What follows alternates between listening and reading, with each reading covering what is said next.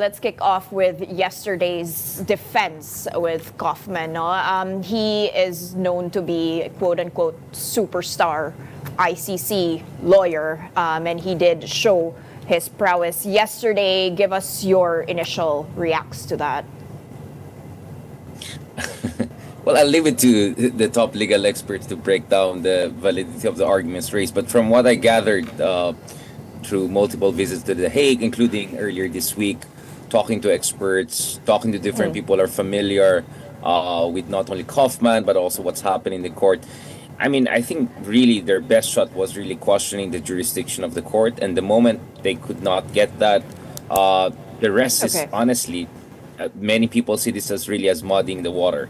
And to be honest, my read here is that Kaufman was more like a Harry Roque, meaning more like a spokesman, making more political statements, rather than what I think any real legal analyst would see as substantive statements that could put President Duterte in a better position, given the preponderance of evidence and witnesses that is provided by the prosecution side.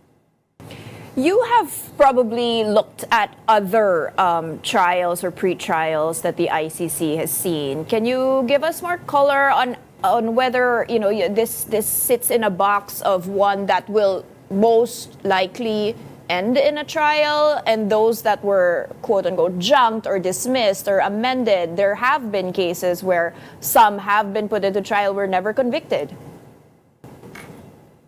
Well, absolutely, including in one case that Kaufman was involved. Medyo nakalusot yung kanyang hinahandle na person. So he's not totally zero when it comes to the handling of cases, when it comes to the ICC. But what I've noticed is, if you look at the basically the samples across time, there's actually a debate. For some people, you can make a projection based on historical analysis by looking at comparable cases. But there are also some people who say that this is a very sui generis case as far as President Duterte is concerned. I mean, without a question, he's the most high-profile person to be tried. He's the first leader from Asia. And the threshold of evidence and other kind of parang pre-trial determination that is needed by the court, it's a very high threshold.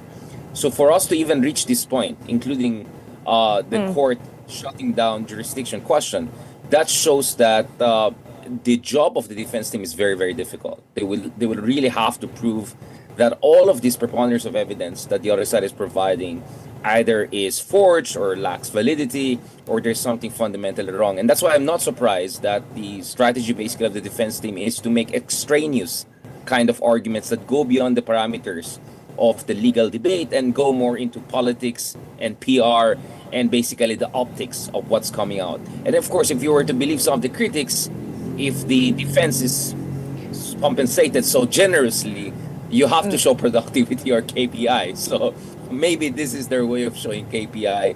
Although, really honestly, when I talk to a lot of people on the ground at The Hague, people with expertise on this, they seem very skeptical whether President Duterte will be vindicated in these hearings. And it looks like the direction of the wind is, at least for the next year or two, where we're going to go into full trial, and potentially we may have a verdict within a year or two from now.